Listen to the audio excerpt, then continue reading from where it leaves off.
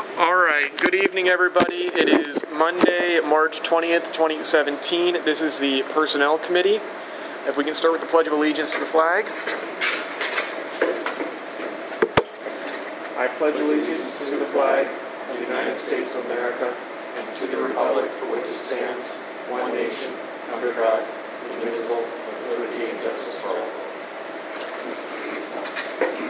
All right, if we could go around the table and we can state, if you can state your name and also if you're administrator, board member, or committee member, just for the sake of the minutes here, starting with Mrs. Haynes. Kathy Haynes, administrator. Mike Wolf, board member, attending as ex officio. Highfalutin. Dane Oaks O'Neill, board member. Connor Kurtz, committee. Lauren, small business manager. Rob Hurley, administrator. Megan Lambert, Weber, administrator. Shelley Machowski, administrator. We have one member of the public. Thank you for coming. Talk about that transportation coordinator position. Great. Mr. Martino is not going to be here tonight, and neither will Mrs. Bites. Originally, when we had discussed this at the last meeting, item 2, job descriptions, the idea morphed into one that we're going to go through each job description pretty much item by item and review them. Seeing as the people who most wanted to do that aren't here tonight, we're going to revise that approach a little bit. Additionally, there have been some I'm going to say last-minute changes from the administration regarding the proposed organizational chart, which we'll need to talk about, I think, before talking about the job descriptions, because it is a departure from what we have been discussing for a while. So I'd like to move on to that now. I guess on the agenda this is really item 3, but we're going to kind of morph it with item 2, or merge it. I received last week, a proposed organizational chart from Mr. Harris that I forwarded out to the committee today that eliminates the proposed Director of Operations. Instead, the duties that would have belonged to the Director of Operations will fall under the CFO. The CFO's office will look like, well, let me just do an overview. We'll have community. The school board reports to the community. The superintendent reports to the school board.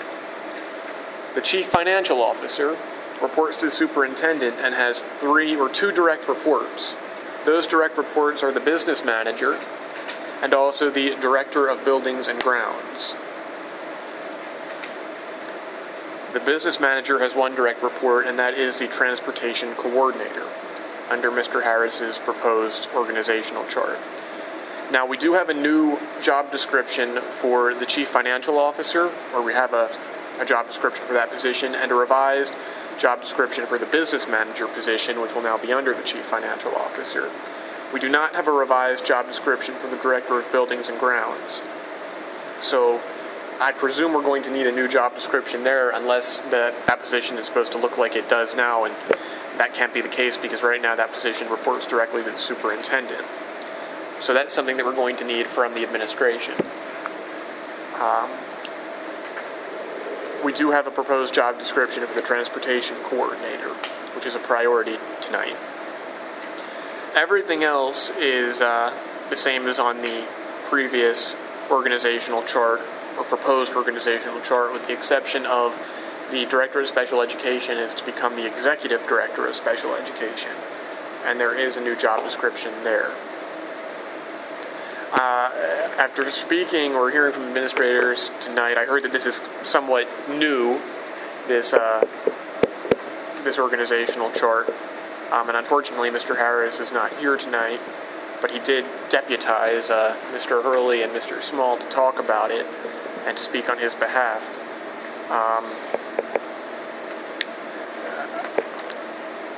I'm concerned because I had thought that what we received last month was the final proposed organizational chart, and it's changed a number of times since then.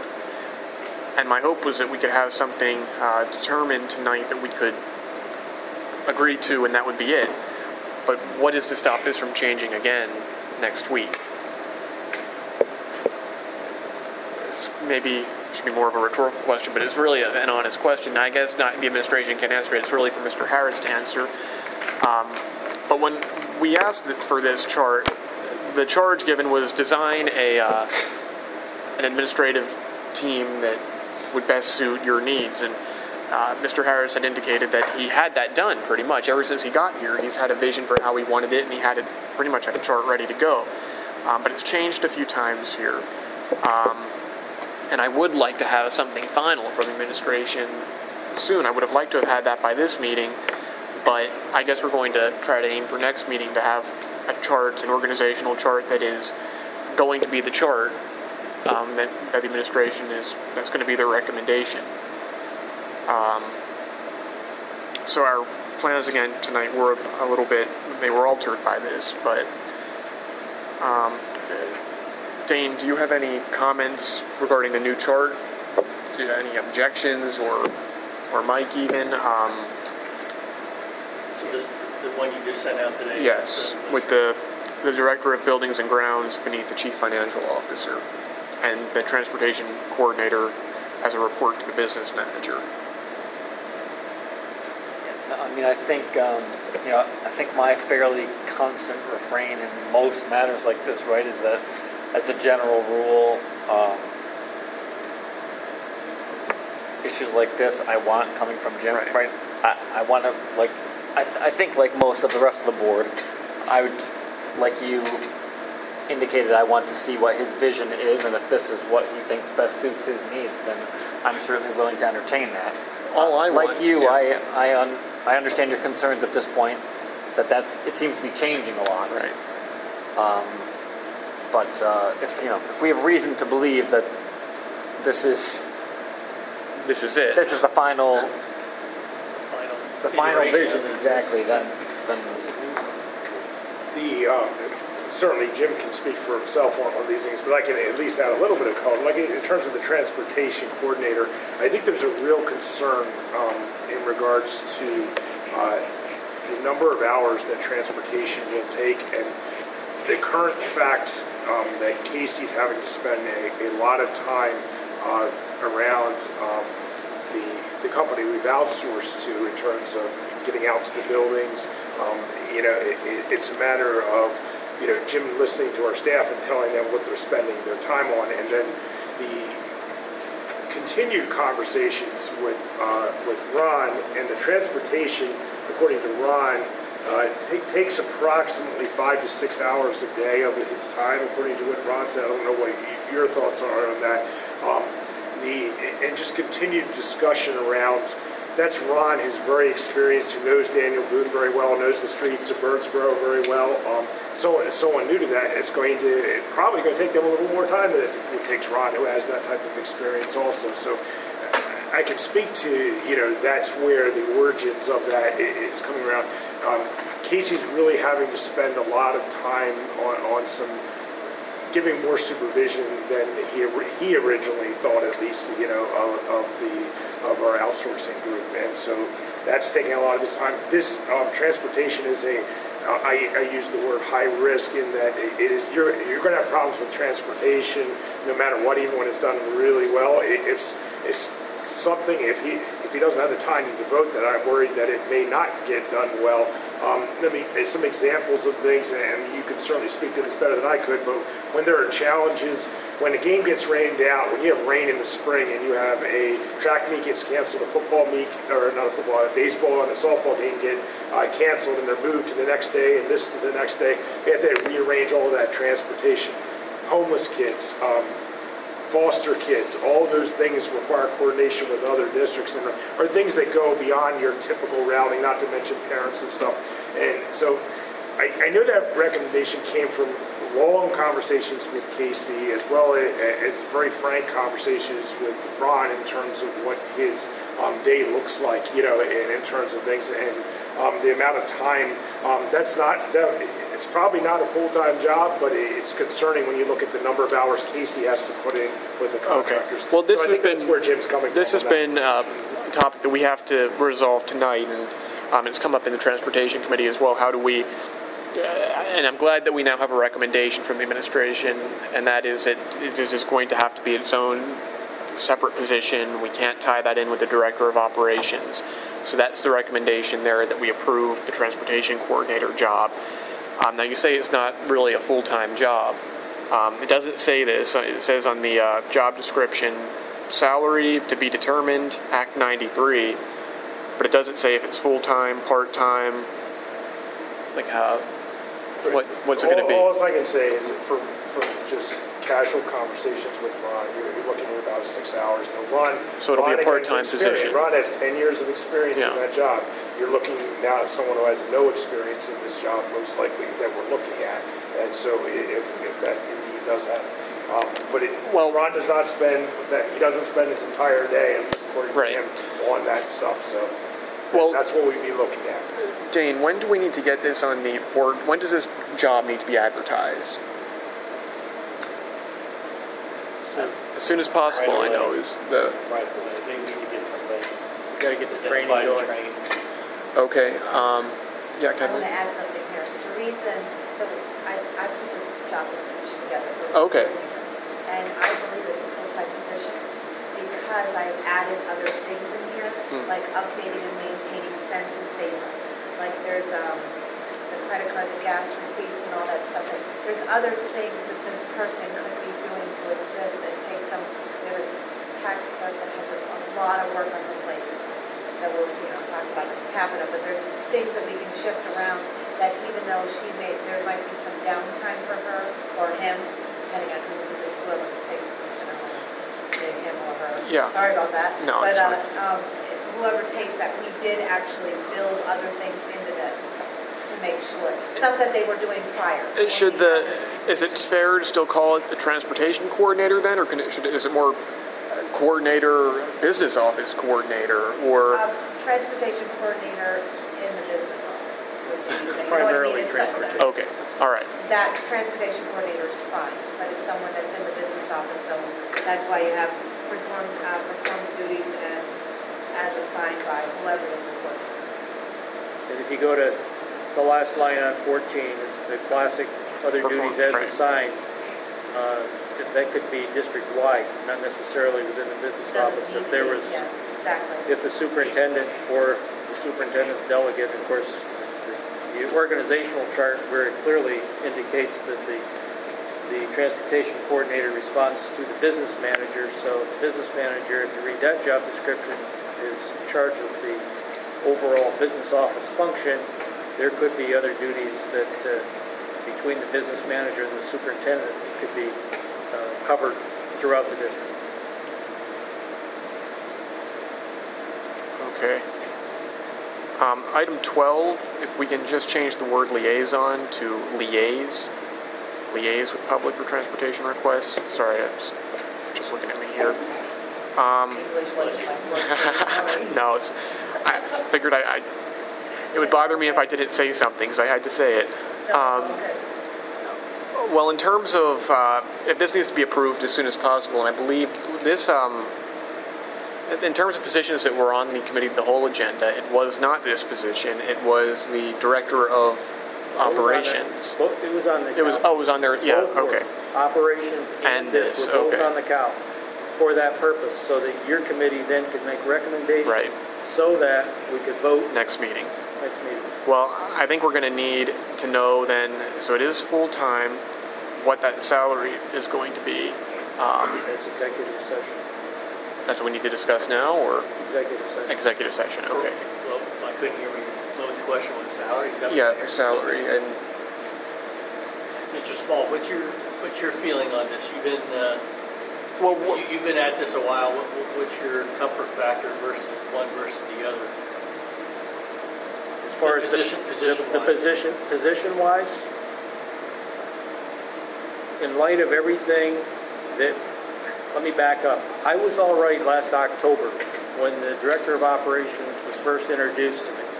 And at that point, the director of operations, that original job description, before we added transportation to it, was going to report to the business manager, which is now the CFO.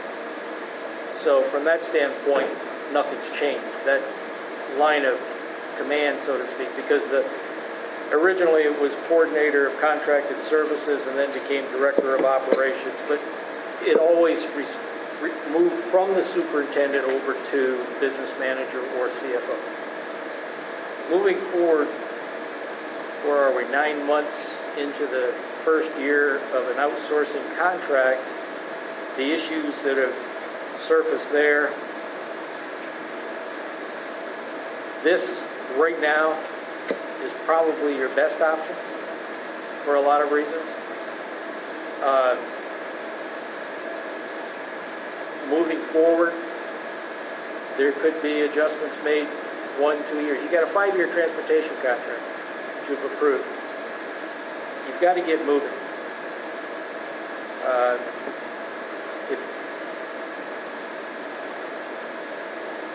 If you were going to go with the director of operations, you're still going to need a clerk, at least of some manner, to support that position, just because you need simple backup. There's going to have to be some cross-training, even if you go the transportation coordinator aspect. Someone else within the business office is going to have to be cross-trained to cover. No one can be there every day. To answer your original question, I can live with this and be totally comfortable. I'm only going to be here another year. So, like I say, you've got a 5-year contract, and I'm a short-termer, but with everything we're facing, we just came out of another committee meeting. We know what we're facing there. We can make this work. I haven't talked to Mr. Harris regarding his total pullback on the other, but I think I am reading between the lines. And this does alleviate our concern about the director of operations having significant summer responsibilities with both transportation and facilities, right? One of the advantages of this arrangement is that, Because, I mean, if we could rely on our outsourcing partner to be totally self-sufficient, they haven't demonstrated that yet, maybe I'd feel a little bit more comfortable. We're hiring a brand new person. No matter what, somebody new is going to be doing this function. And transportation is always a firestorm in September, all the time since I've been here. And and it's just getting the bus drivers familiar with the stops, because some of them are new. You get kids getting in the routine. So you get all the problems seem to culminate in September. And the last thing I want to have happen is mistakes get made because we didn't have enough time to dedicate to making sure we did the best we actually could. And I think maybe it's a 1-year concern. I don't know. I'm looking at it as Mr. Small as considering our other issues we got. I think it's our best solution. And the other piece regarding transportation that is going to be facing us, I believe, this next year is this revamp of the transportation subsidy formula. And the individual that's responsible for transportation has got to be sharp on their game to make sure that we're optimizing our reimbursement, because that's what the Auditor General's after right now. And it's going to be, it's not going to be as easy as planning the routes and watch them work. You're going to have to stay on top of those routes and make sure they're optimized for maximum. It's always been the case, but the unfortunate thing is we don't know what they're going to throw at us, because they've established another committee to, as they did for special ed and basic ed, to revamp our transportation subsidy. So that's another piece to this. This individual's got to be, and that's contained within this job description. But the management of the transportation subsidy is going to be paramount moving forward here. Have we established the software we're using? Yes. And do we have it? We have established it. I wanted to get it on the CAL in March, but I didn't get their firm proposal. The Transportation Committee reviewed 3 products, Right. agreed on TransFinder, and they're waiting in the wings for us to say, when can we start training? Okay. And, but that'll be on the Cal for April to do the formal approval of that contract. All right. Do we need to move sooner than, do we need a special voting meeting for April to move this along since we've kicked this around too? I don't want to handicap, we have to hire somebody and get them trained. I don't want to handicap them by 2 weeks just because it didn't fit in with the normal cycle of our. If the board could approve the concept of the position next Monday night, because it was on the Cal 2 weeks ago, That's we the could move plan. ahead with advertising, interviewing, and be ready to go. All right. I'm fine with that. So am I. Okay. So we'll do that. That'll be on the voting meeting then for the transportation coordinator, which means that the director of operations will be taken off. We're not doing director of operations anymore. Then, Mr. Wolf, could we have an executive session Monday night to discuss salary as we advertise I'm sure an interview? if I didn't schedule one, one would be requested. Is that in the, can we do executive sessions to talk about salary? Is that allowed? I thought that's more Personnel. public. Personnel? But it's not people, that's broad. I mean, I don't know. I'm only I mean, asking. the final product, I mean, of what we decide is going to be public, but We discuss dollars of salaries all the time in executive session. Okay. we're going to make the sausage in private. So that's taken care of. We're going to put that on the agenda then. On the organizational chart then, as a whole, I guess we have consensus here that we're fine with that new organizational chart.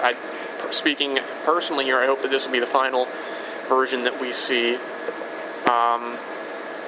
I'm going to put off doing this line-by-line review of these job descriptions, so I don't think it's entirely necessary. Where it's most relevant, I think, is just making sure that there isn't duplication among, for example, the new positions coming in with the old positions, just to make sure that it's very clear whose role is what. And I trust the administration. Well, I hope the administration has reviewed those old job descriptions while crafting the new job descriptions, for example, for the chief academic officer. On that note, though, I would like to talk a little bit about that job description. Which one? The chief academic officer. Just back to your corrections.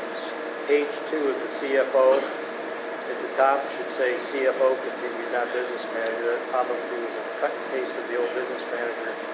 Yeah, those things really need to be proofread. I would be disheartened at the very least to take a job in a school district to get a copy of my job description and the job title's incorrect on the second page. So it's just like we need to make sure that all of those details are perfect. And I understand these are drafts. I'd like to see in the chief academic officer's job description, and this is something for Rob, a line about, I had brought this up in the C&I committee, someone to review the syllabi for classes and making sure that that is in, that it aligns and matches the curriculum. So I'd like them to also be a kind of a syllabus coordinator. All right, that was my only item there for now. And I think we're going to continue talking about that position next meeting, but I'm fine with the overall structure of the administration per the organizational chart. Do either of you have anything on the organizational chart? Or, I mean, we already kind of covered that earlier, so. Okay, I think that's good. Anything on the job descriptions that either of you want to discuss tonight or now? I don't have anything. I didn't see anything. Okay. Moving on then to, before moving on to item 4, let's talk about item 5. I'm shifting things around a little bit tonight. Sorry about that. Salary range discussion. this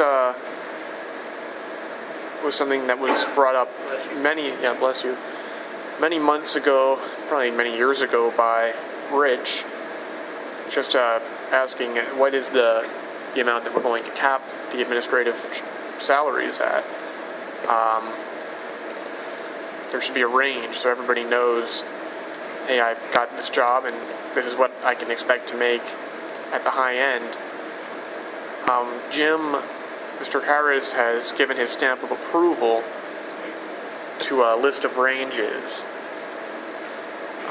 Or excuse me, they're not ranges. He's only approved the maximums. So I'd like, for next meeting, if we can have a minimum listed, like what is the amount that we're going to advertise the job at. And that's not to say that we can't negotiate if we find a candidate who we really want. But I'd like to have that minimum set. Now, is this salary max or minimum going to be indexed to anything? I'd say it should be. I guess it's a question probably for Lauren. Do we tack this to the CPI, to the rate of inflation? Well, if you're going to use the CPI, or you're going to do reductions when the CPI drops? I'd say yeah, but I don't know if everybody would agree with that. Steve will tell you that he got a daily reduction this year because of the CPI last December in his daily rate. Correct? That's correct. I see. I wouldn't have a problem tying it directly to that and letting it float.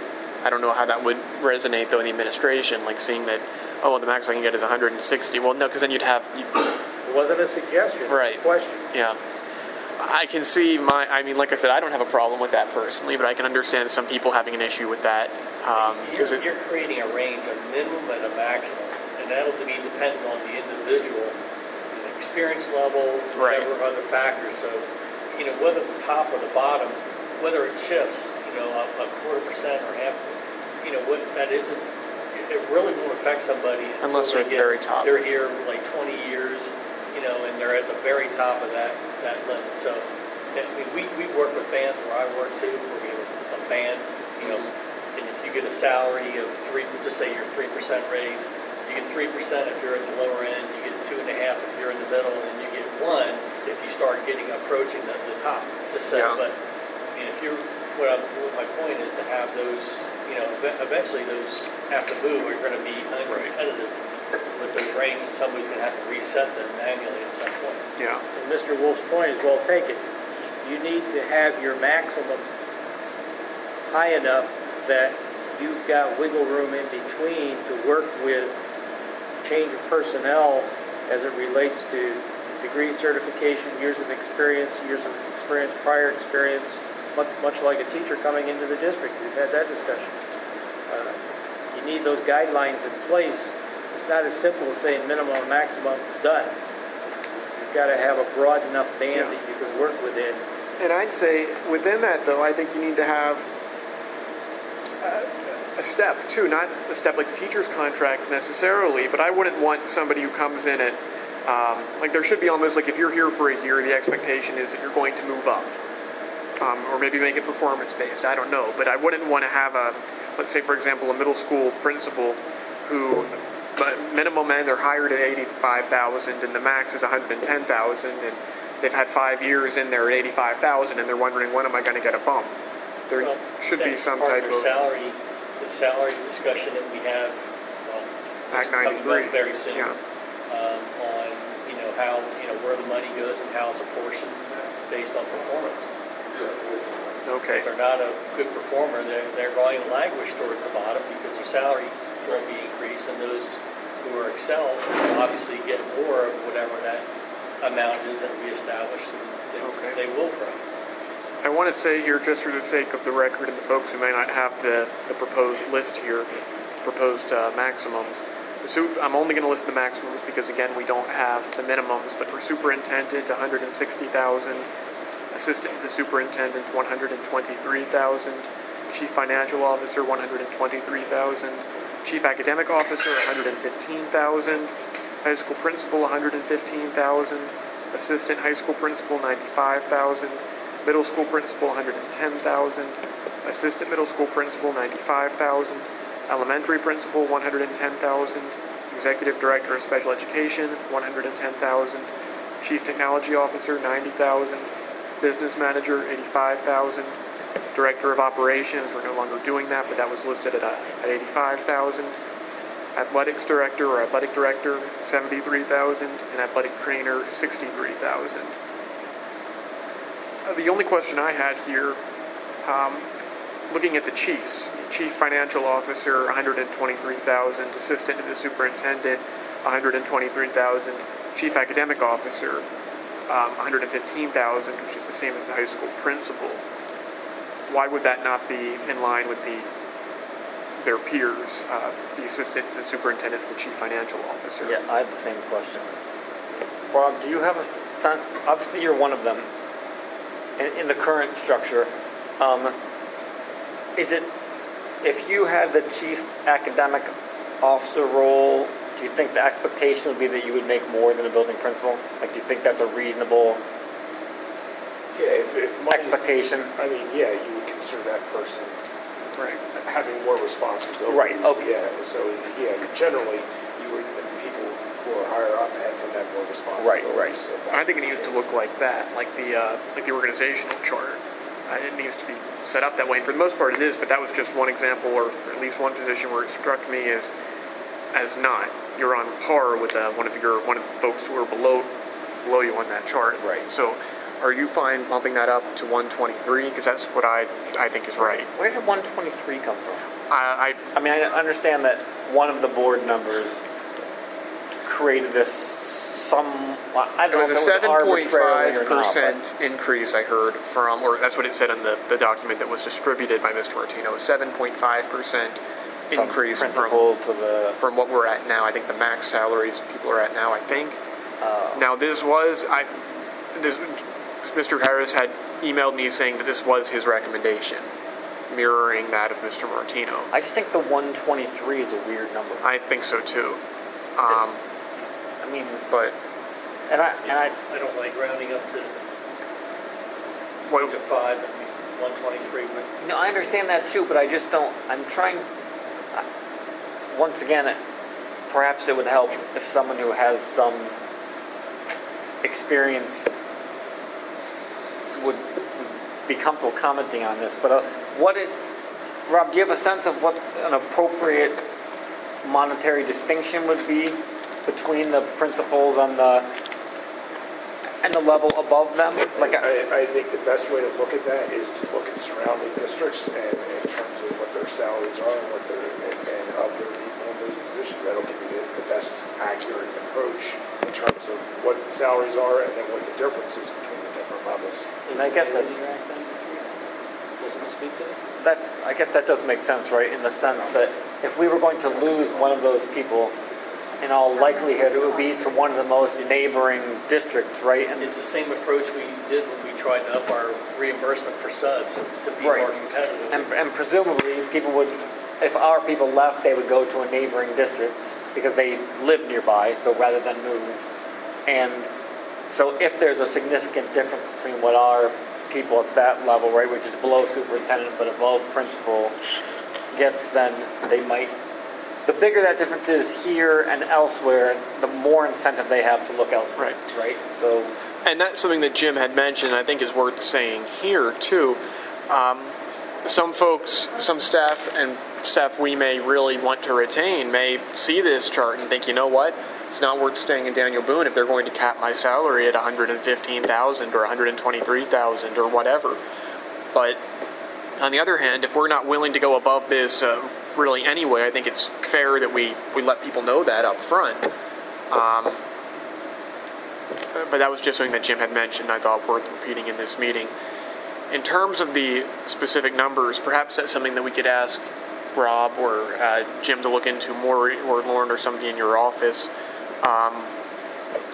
just to make sure that these numbers are in line with what our peer districts and our neighboring districts are offering. My instinct is that the differentiation between the principals on that layer above them and between, that's not the superintendent, is a little light. That's my. Okay. But I don't.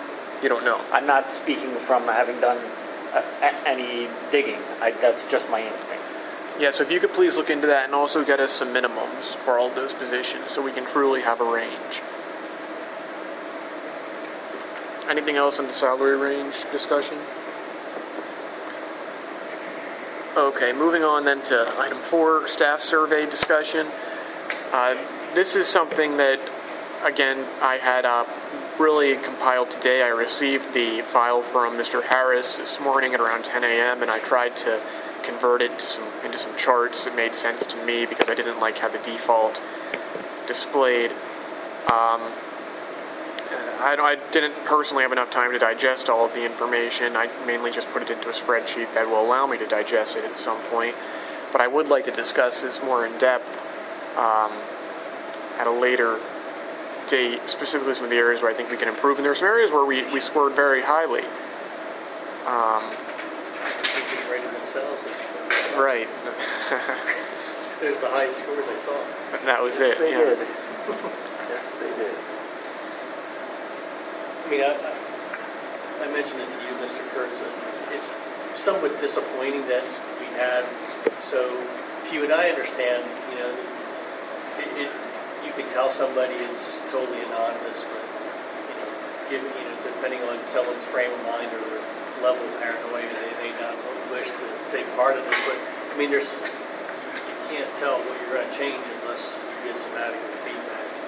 But even on that note, I wonder though, for an organization of our size, is that 50% response rate, roughly 50%, is that low or is that what we'd expect? Like, it surprised me that no principals responded. It was only professional staff.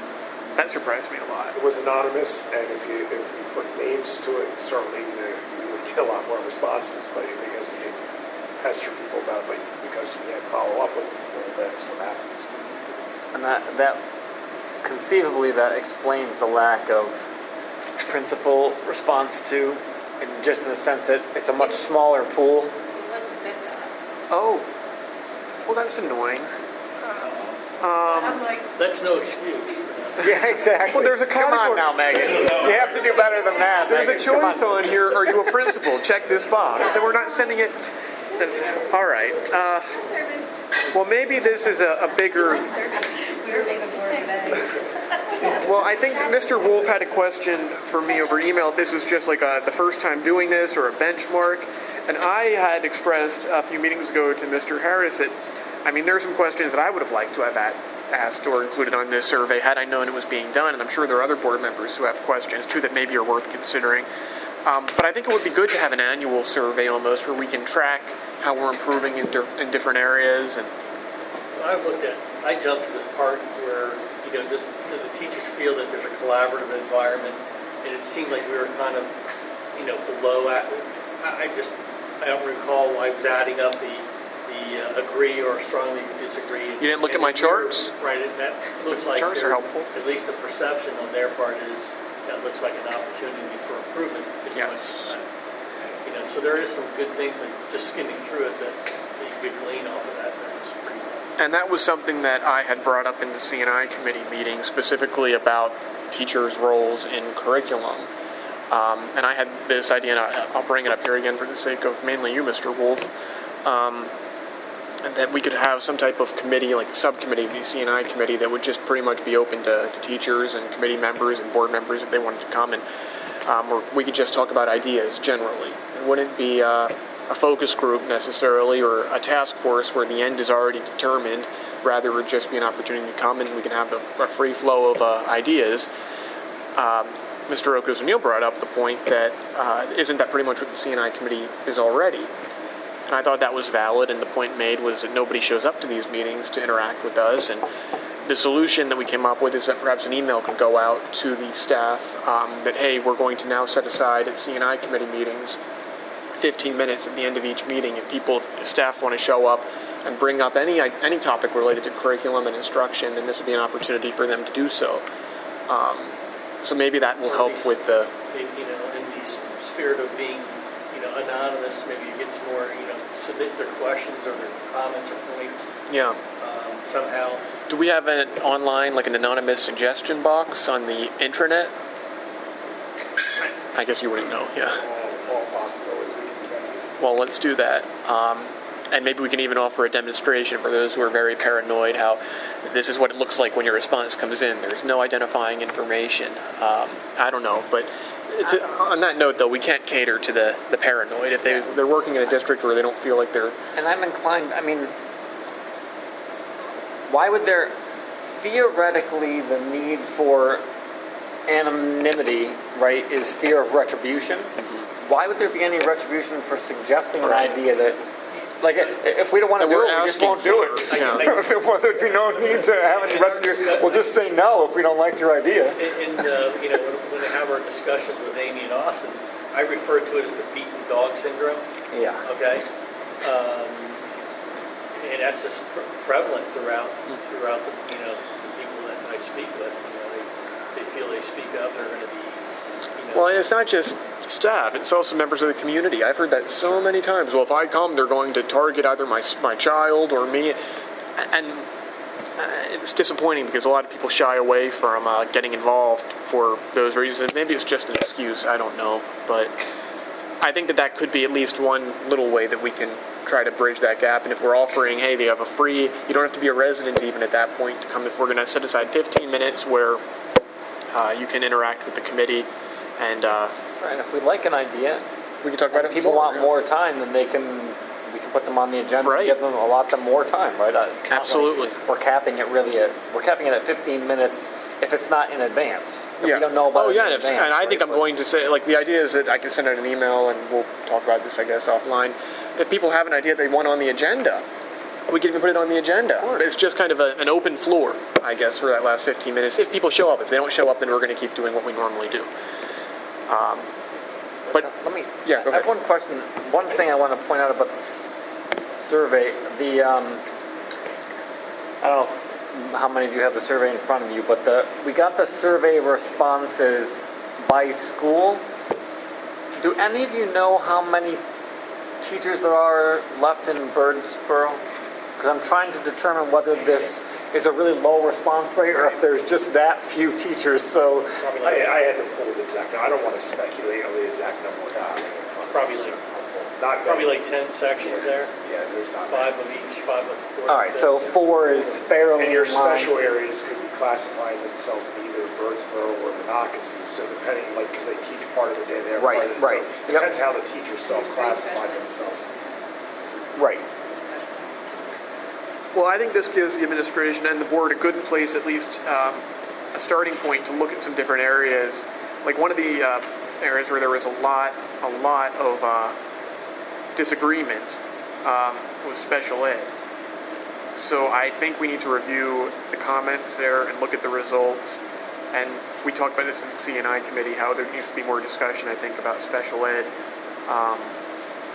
And perhaps we even want to, if we do an annual review or something, maybe we can even have it shared with the public and put it on the website. I don't know, but I would like to see a standard survey. And I'd like to do this also. We talked about this in C&I a few years back, and unfortunately it's never taken root like I would have liked it to, but a similar survey at the end of the year for high schoolers. And I know we do have one. However, it's not standard each year, at least as far as maybe it is now, or it's becoming standard. But where we can track, like maybe we performed weak in one area and then we took some actions or some steps to remedy that for the next year. Well, let's include that same question on the survey next year, see what the results are. So maybe that could be a job for the committees in consultation with the administration to come up with a list of questions and metrics that we want to use. The high school does, they do have perceptual data that they gather from teachers at the end of the year. I'm talking about now in this sense for students, but also the same idea should hold for staff, for students, and if we want to have a survey even for community. Of course, there's going to be selection bias and all that, but let's come up with a set of questions that can be the set of questions for the next 5 years. And if we want to introduce new questions, we can do that or take them out. But let's have a uniform set so we can compare results from one year to the next. And there needs to be sufficient buy-in that this actually continues for a few years. But I think that would be a helpful diagnostic tool for the board and the administration. Rob, do you happen to know where the questions in this survey came from? Jim created the questions. He did create them. He didn't find them. It's not a resource that, you know what I mean? Like I was wondering if he just looked online No, for, I think they came from one of the superintendent's councils, right, some of their recommendations, and so I think that was the original source. He didn't create it from scratch. okay. There's this plan, are administrators all going to get a copy of this? I was going to send it out at least to the full board. I don't know what Jim's plans are to distribute it to staff. I wouldn't see it, I wouldn't object to I that. would think that's where it's going to be Most useful. most helpful. Data that we collect and that we use multiple pieces of data, and perceptual data is only one metric that's used among many. Student achievement being obviously the most important metric that we use. You try to look at the mosaic of different data points. You know, when we look at different things, we look at this, and how does it relate to our student achievement data? And so we try to look at it all together, as well as anecdotal feedback we get from people in phone conversations, things of that nature also. All right. Anything else on the survey for now? I don't know if I want to include it again on a subsequent agenda, but if we want more time to, if anybody has anything that they see on this that they want to talk about later, we can. There's a lot of feedback here, a lot of comments, most of which I've read through, not too great of depth right now.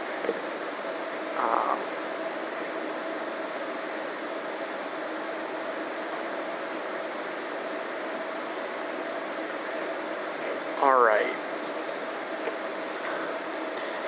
Topics from the floor. Does anybody have anything to bring up? I mean, so let's just resolve what we decided tonight. We like the organizational chart. I think we can send that on to the full board saying that this is the plan. Put it on the agenda. Not maybe for approval yet. I think maybe we can give it another month Just for. your recommendation. Yeah. So we'll recommend that approval. Maybe, you know, why not? If we're happy with how it's set up, we'll recommend the new organizational chart for approval. We're going to recommend the transportation coordinator position for a final approval here. I say we hold off a little bit longer on the chief academic officer. But let's discuss those positions in greater depth. I really want Jim to be here just to articulate a little bit more of the major changes to these positions from the status quo. But the pressing issue at this point is transportation coordinator, right?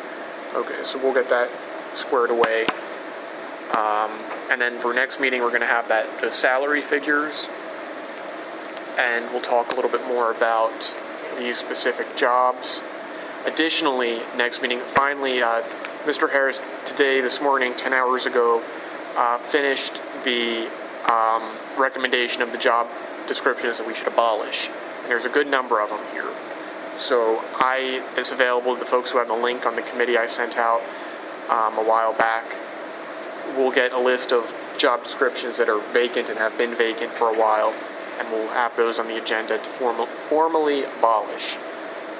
But before adjourning, let me just pull up what we're going to talk about next month. See if there's anything we want to add. Anything from the public? All right.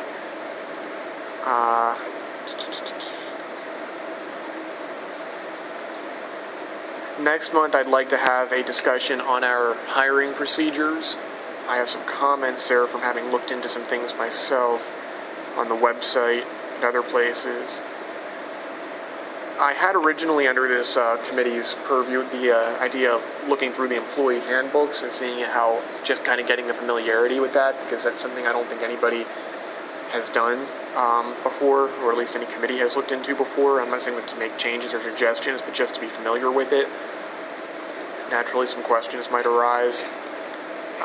So I'd like to keep that on there. So if we can have a copy of the employee handbook sent out to us, Rob, that would be helpful, just to review.